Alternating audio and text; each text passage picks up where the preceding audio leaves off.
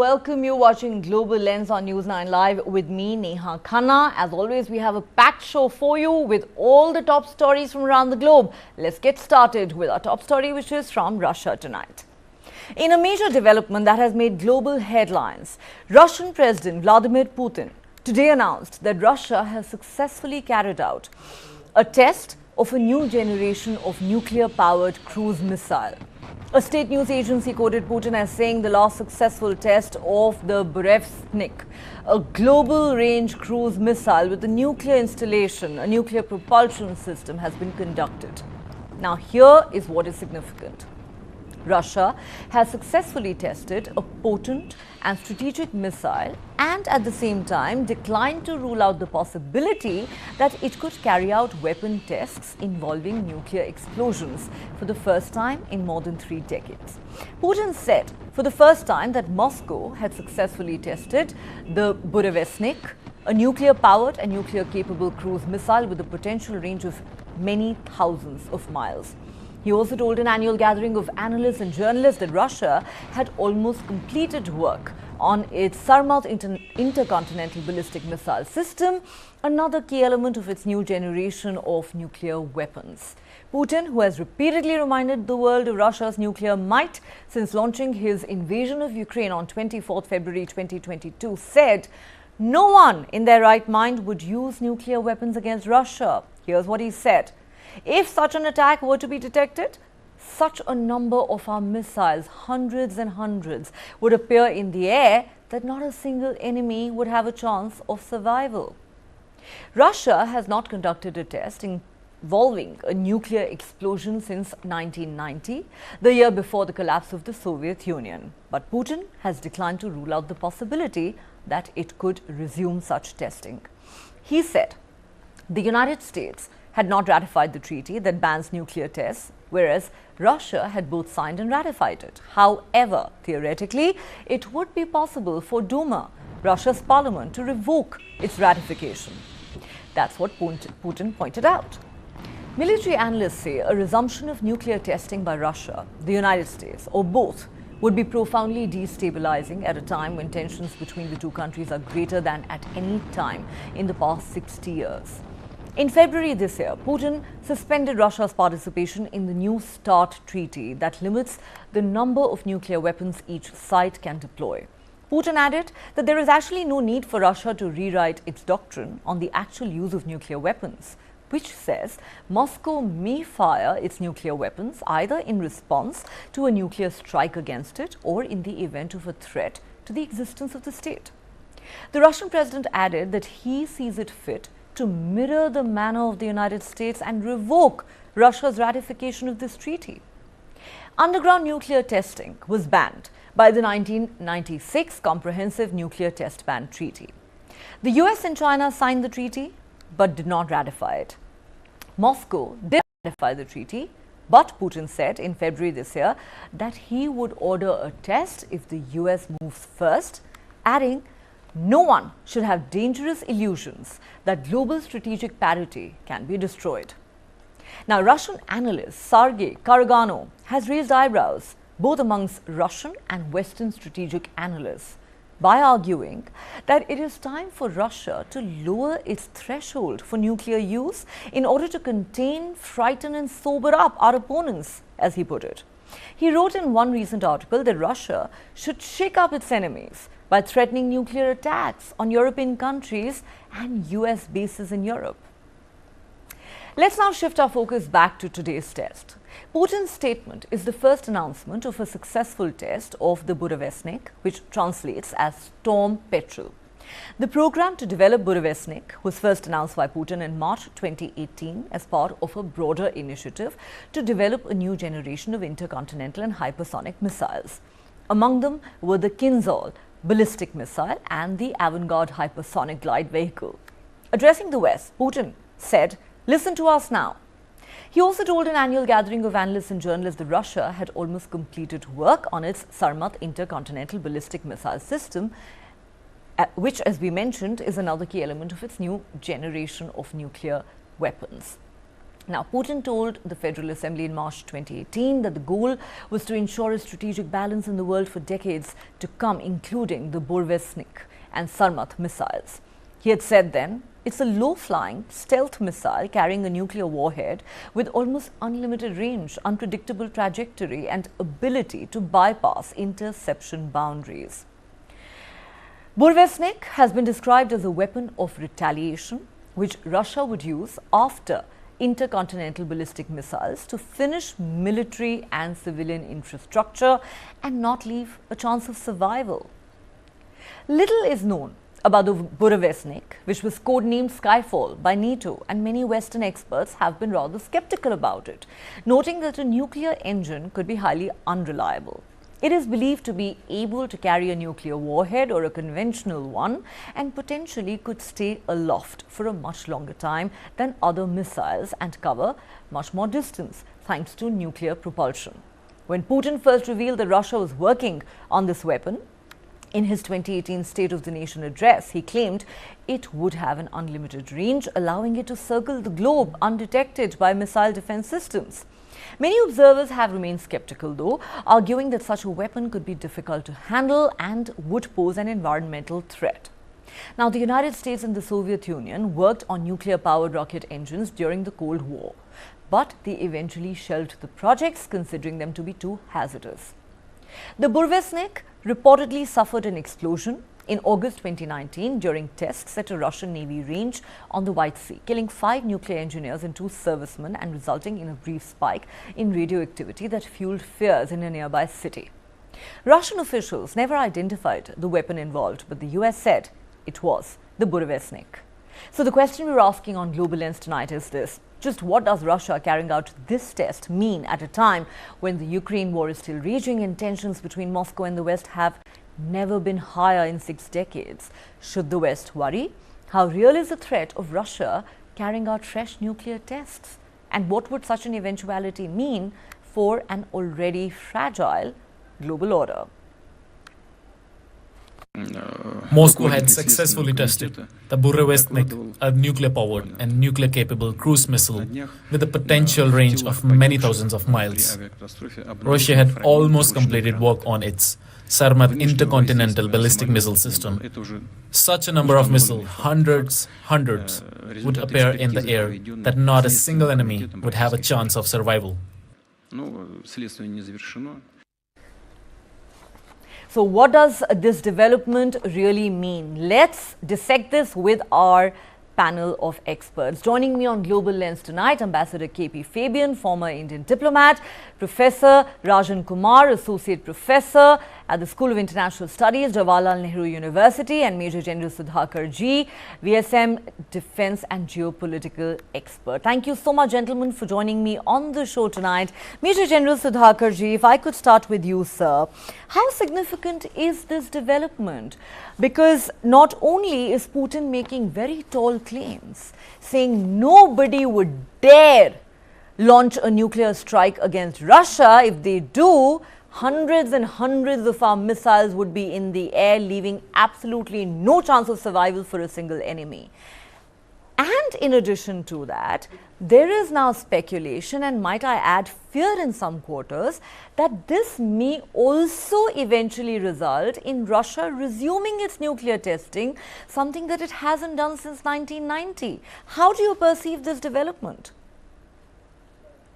Neha, good evening. Thank you for getting me to your show. I was praying to God that this nuclear holocaust which you have launched on me should have gone to the expert panelists, co-panelists. I am a soldier, but I respect your faith and the trust that you have in me. 100%, sir. So thank you. Okay, allow me to say, because the domain experts, the co-panelists, they couldn't have been better, although I have heard only Professor Rajan in a couple of sittings in other channels. Allow me to say share the perspective. The world order is changing. It's dynamic. It is polycentric, call it multipolarity. There is a crying need for, I would say, multilateralism and the middle path, which India as a nation state has demonstrated in G20 and after the Delhi leaders' declaration was or has been announced. Be that as it may, we should be mindful of a couple of facts, as I read as a soldier and as a student of geopolitics, that the transatlantic relationship is actually had fallen apart, but kind courtesy, the ongoing Ukraine war, they have just about managed to galvanize themselves, holding each other's hand together with very deep fault line. One. Number two, the pandemic had done enough of damage to the global order, and it has further been compounded by the ongoing Russia-Ukraine war. Number three, the world has actually, from bipolarity, it has transited through unipolarity. There is a declining signature of the supremacy of the superpower. Now we are in 21st century. The threat of 20th century is not the same threat as that in 21st century. Fourth point, there is a militarization which is taking place world over. There is a trust deficit. There is a polarization which is taking place. The ABM treaty, which was signed way back in 1972, if I recall correctly, off the cuff, I think US had withdrawn from this treaty in 2002, leaving the commitment high and dry, and thus impacting the global order, peace and harmony in a lurch. Russia was left with no option but to think independently after repeated threats of the expanding the NATO sphere of influence from wherever they were post the Berlin Wall collapse and inching forward to the east. Russia has been pushed to a corner, as per my understanding. There is the understanding which they had reached way back in 1991, followed by a host of 1996 you had indicated now. And Russia is left with no option but to arm itself, empower itself for the sake of parity. Nobody should take anybody or underestimate the capability of erstwhile superpower in the world order in the Cold War 1.0. So that is the primer. Now let me come to the, moving my brush to specific question. How do I look at it? It's a very dangerous start. I see that the world order is going through lots of ups and downs. There is a need to identify the threat correctly, even if the transatlantic relationship has to be revived to its earlier strength. There are different factors and parameters to be addressed. The threat to Europe today are not the tanks driven by the Russians, invading across the eastern frontier into the mainland or the farthest land. The real threat to Europe's existence, as per my analysis, are the boat people who are invading from the Middle East and from the Northwest Africa. Africa is the strategic rivalry is manifesting in different forms in the African continent. The population of Africa way back in 50s, right, it was the population of European Union.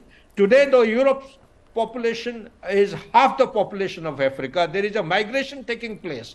Therefore, we all need to focus on socio-economic development of Africa. I agree with you, sir. I agree with you that, this is perhaps in many ways a concerning development. So let's just for a moment focus on what this missile is really all about. And I'd like to get in Professor Ranjan Kumar at this point. Professor Kumar, for the uninitiated, if you could just explain, sir, what do we know about the Burevestnik nuclear-powered cruise missile? How significant is the fact that Russia has successfully carried out this test, the threats that Putin seems to be issuing, even dropping the hint that there is nothing that stops Russia from resuming its nuclear tests, something that it hasn't done since 1990. Should the West worry? How do you think they're likely to react to this? Thank you, Ms. Neha, for having me here. And I totally agree with the primer given by Major General Sudhakar sir. And but taking it forward, let me tell you that we are moving towards a very dangerous escalation as far as the nuclear issues are concerned.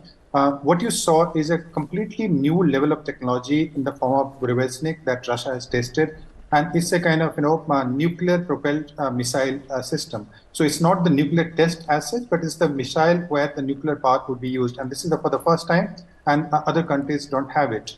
And it requires a very complex technology in terms of propulsion, etc. But Russia claims that Russia has tested it very successfully, although the Western commentators, many of them don't accept it.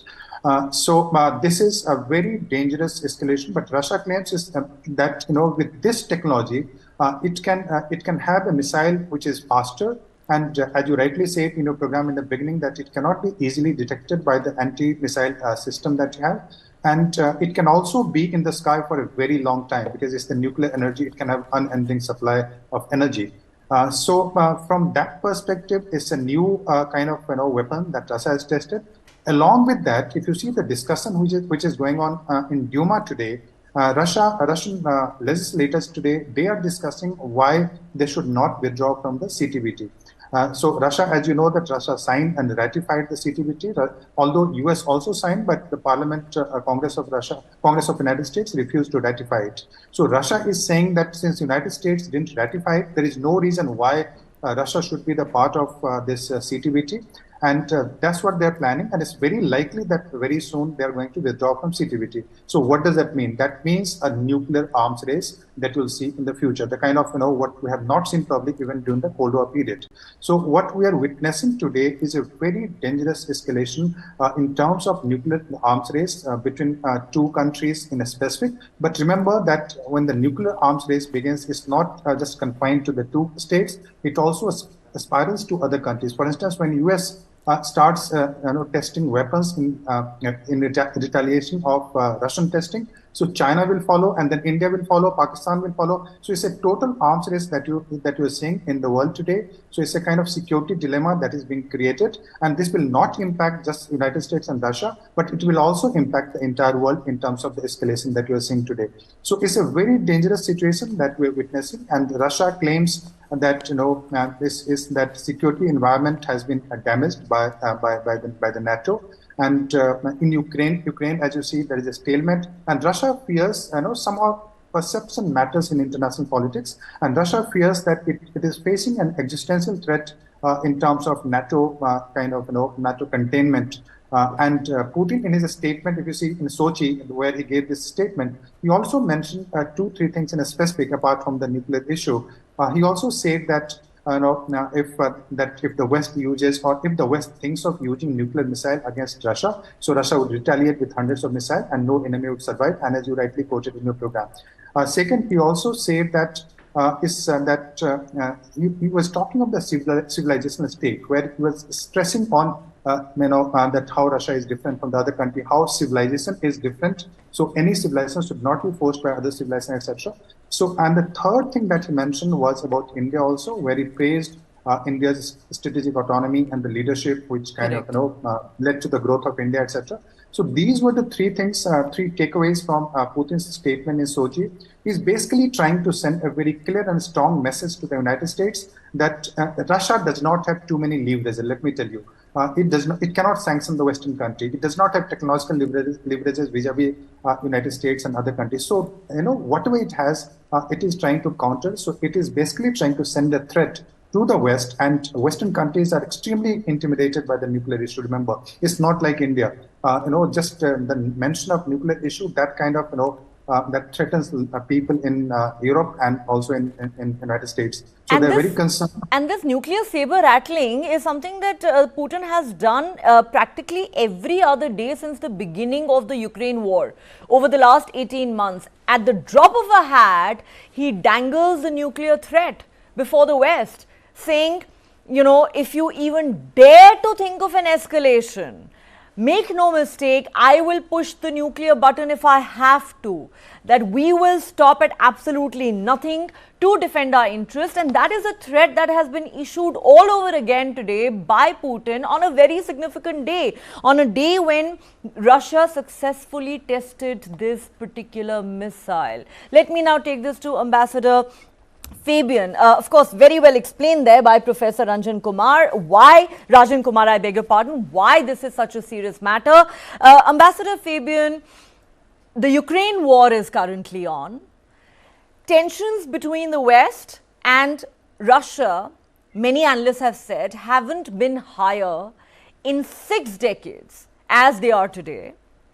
Now, Russia goes ahead and conducts this test.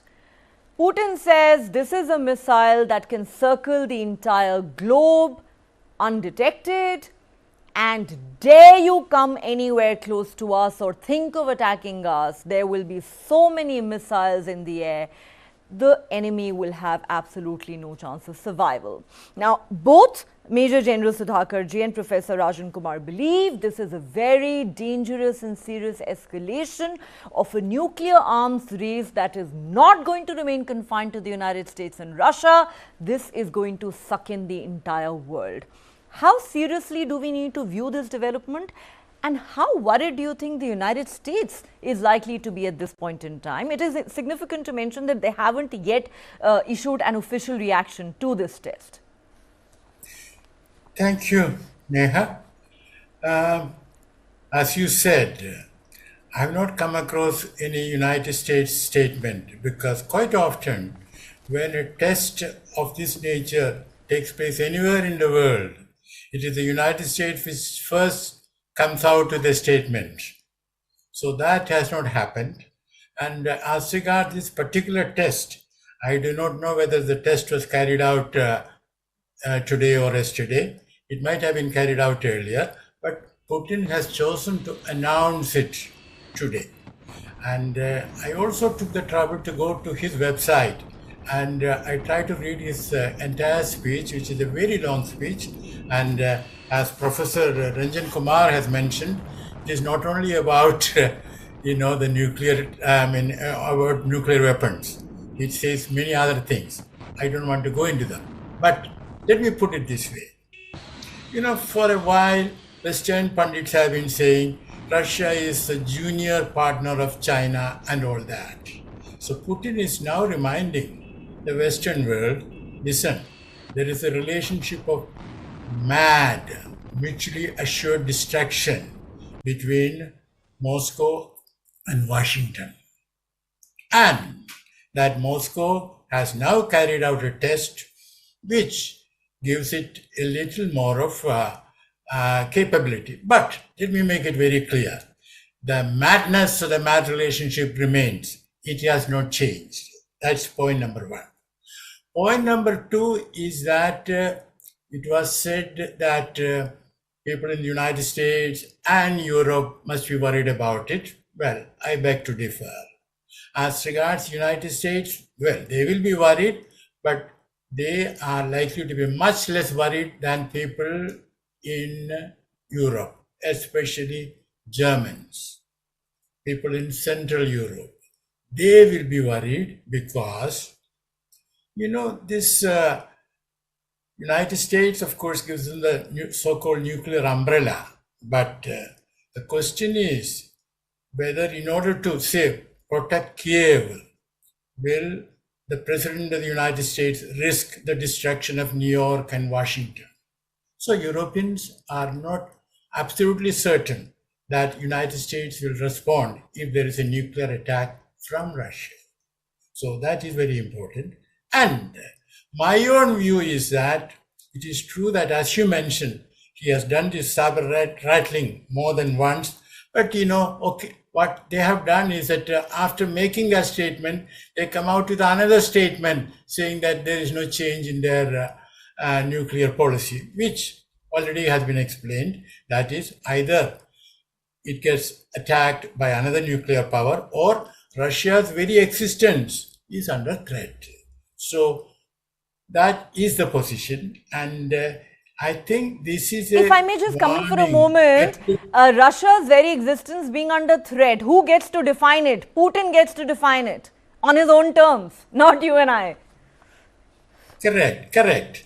And don't forget again the context. We all know about what has happened in the United States, where the Congress passed an interim budget without including any aid to Ukraine. Okay? And that has sort of, upset the Europeans. And even in Europe, there are second thoughts. How long should we continue this war? So Putin is trying to sort of, encourage those in Europe who want to see an end to this war. And of the Slovak election, how a party which wants to end Ukraine has got victory. So this is aimed mainly at Europeans. And I repeat, this does not change the mad relationship between the two nuclear superpowers. I want to use the expression nuclear superpowers because Russia remains a nuclear superpower. Despite the collapse of the Soviet Union, yes. Absolutely. And as regards the point made by Professor Kumar that if Russia starts testing, then the Americans will start testing, then India will start testing, China will start testing. That risk is very much there. But here I want to draw your attention to one thing. So-called NPT, Nuclear Non-Proliferation Treaty. Yeah, it was absolutely a cheat because there are two types of proliferation, horizontal and vertical, as my old ambassador Vishnu Trivedi had explained in Geneva at that time. Horizontal means new countries acquire nuclear weapons. Vertical means those countries which have the nuclear weapons, they go on building up more.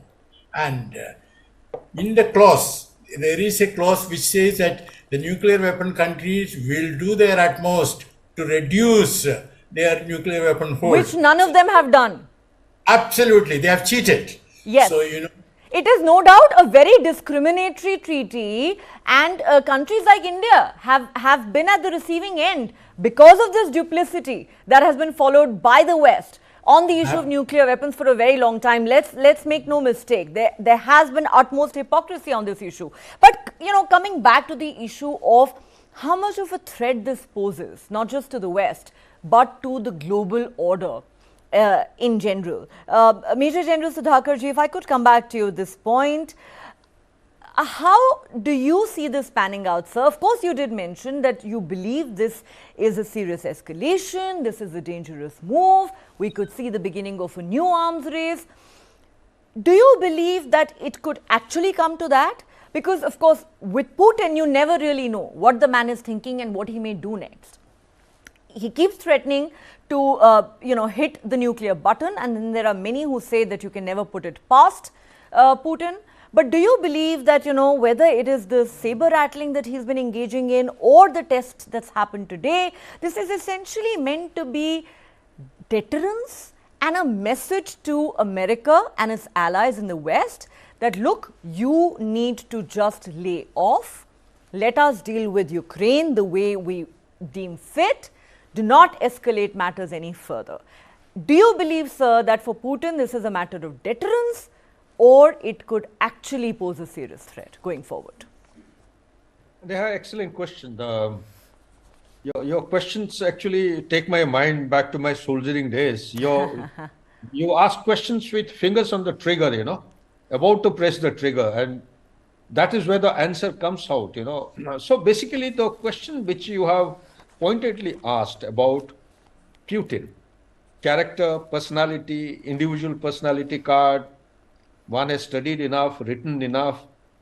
There are two things which are standing out, flowing out from your question. One is the capability, the second is the intention. I can't thank the ambassador enough for having given a fantastic primer to issues which are most relevant. Also, Professor Rajan, capability-wise, let's face fact very, very humbly, I would say. A couple of days back in the editorial of Times of India, it came out very loudly that 37 out of 44 high-end technology developments, 37 out of 44 in the world today, China is head over shoulders over America. So when I say China, when you talk about the geopolitics in relation to your question, Russia has been lost from the ambit of, for all practical purposes, when you interact or study Russia, Russia so far has been actually, the perception of the Russians is that it is a European country.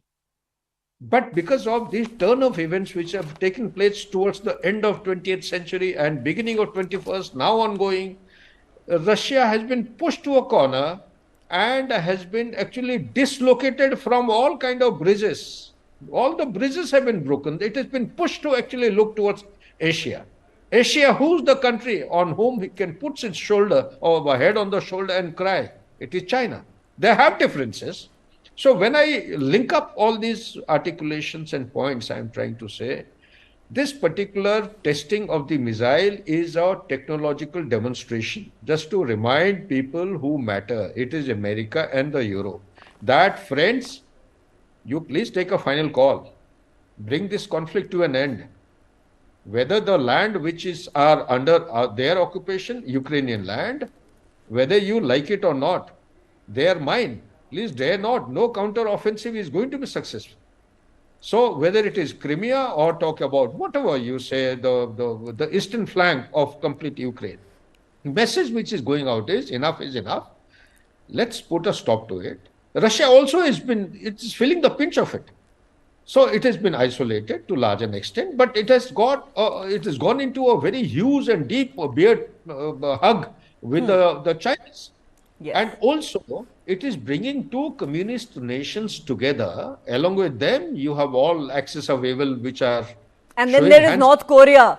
There is North Yes. Korea too in the equation. Every missile which is being tested, I have reasons to believe, and my research is indicating, these are missiles not produced by North Korea. These are the missiles which have been given technological support. Scientific fraternity of China is helping. Now, Clearly. scientific fraternity of China, it is predominated by the scientists of Russia, erstwhile USSR. So Yes. look at the nexus which is actually writ large. You talk about this. Let's not forget about the Cuban crisis of 1962. Cuba is still live. It is kicking. It is ticking. Back to you, Neha. All right. Thanks for that analysis, sir. Of course, you're quite right in pointing out that this is essentially Russia demonstrating its capability and sending out a very strong message to the West, saying it is time for you to take a decision. And, you know, even as Putin lays claim to Ukrainian territory, I think we can all agree that what primarily lies at the heart of this war in Ukraine is Putin trying to tell the West, NATO has to stay out of our backyard. That's what it's all about. I think a lot of you would agree that this is essentially a NATO's war with Russia by proxy. But going back to Professor Rajan at this point, sir, again, just for the understanding of our viewers, if you could explain, you know, we're talking about what the Burevestnik missile is capable of doing. It was codenamed Skyfall by NATO countries, and Western experts have been skeptical about it despite everything that Putin has said today. They argue that a nuclear engine could be highly unreliable. Do you believe there is merit in this argument as far as this particular missile is concerned? Professor Rajan Kumar.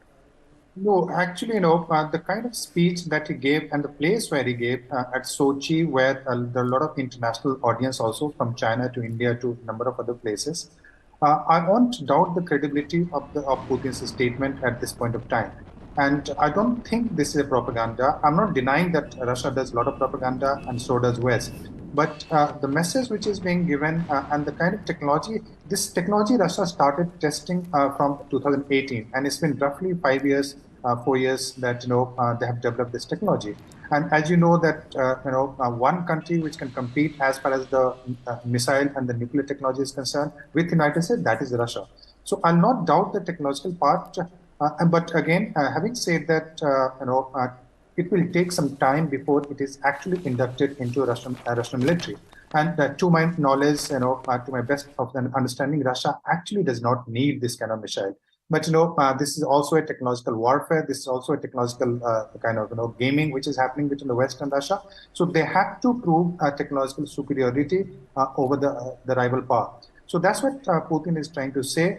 And because it can be in the sky for a very long time because it's nuclear fueled, and also because it cannot be detected by the systems that surveillance and other systems that the Western countries have. So that is actually an issue.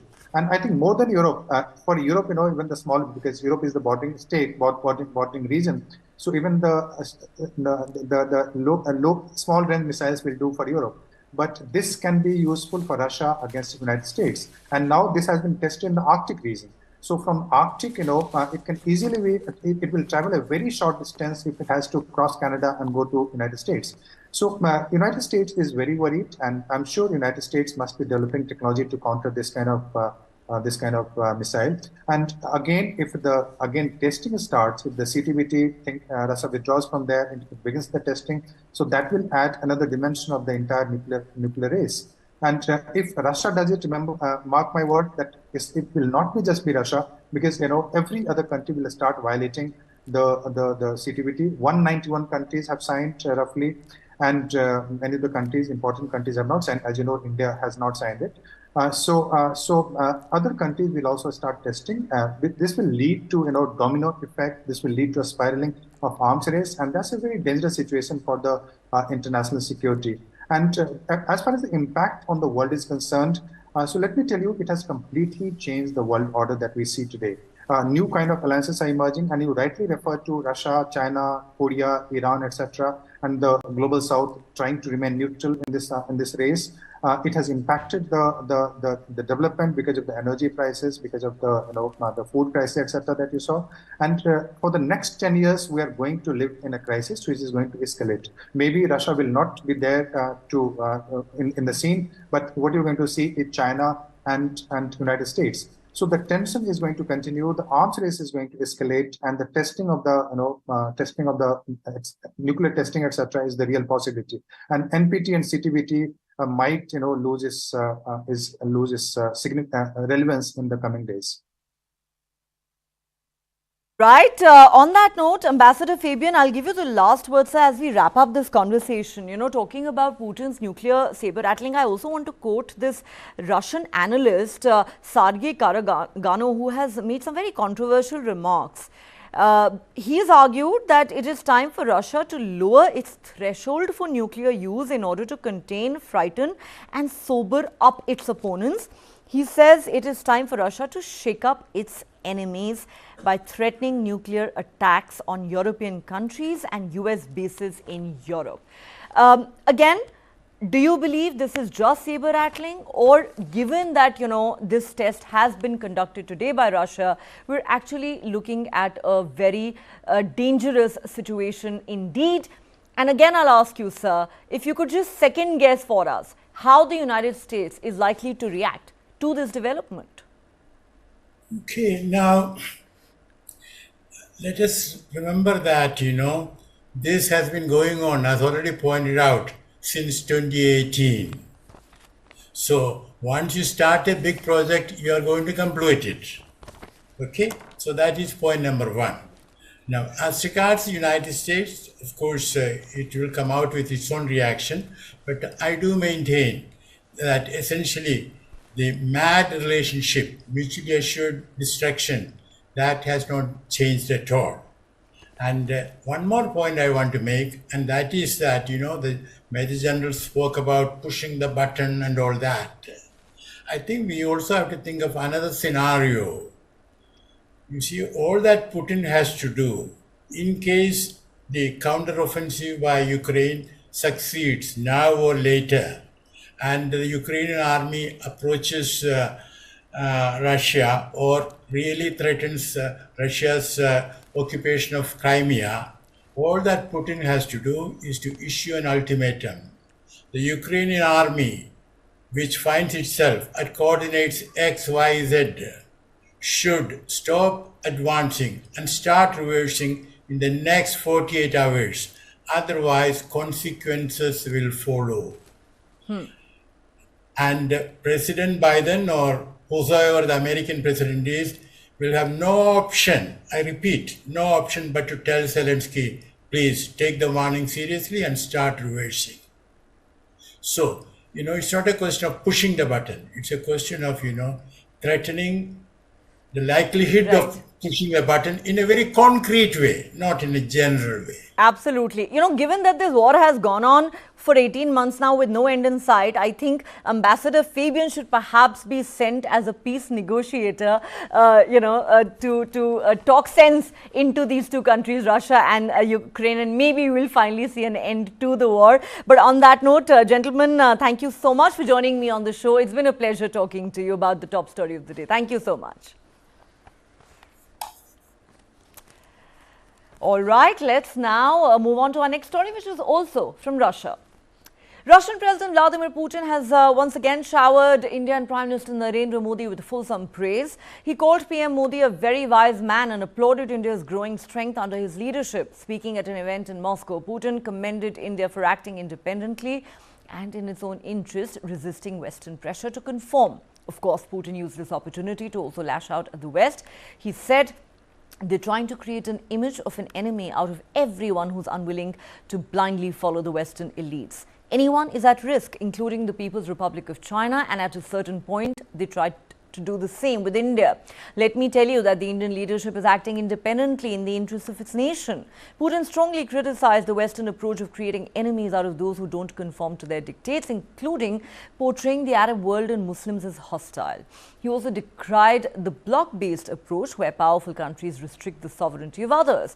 The Russian president called for a new international order where all nations feel safe, respected and free from unilateral coercion.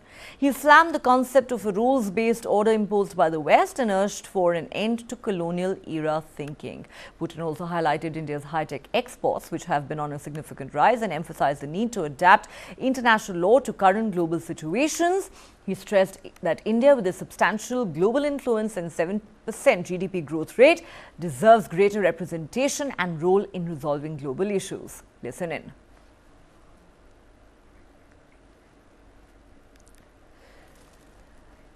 All right, on that note, let's just listen into what President Putin said. India, more than 1.5 billion people live in India. Over 7% GDP growth, 7.4 or 7.6%. That is a giant in the world. Indeed, there are a lot of people there who need assistance and help, but nevertheless, high-tech export is growing exponentially. It is a grand power. It is becoming more stronger with every passing year with the leadership, under the leadership of Prime Minister Modi. All right, time for us to take a quick break here on Global Lens, but don't go anywhere. Plenty more on the other side.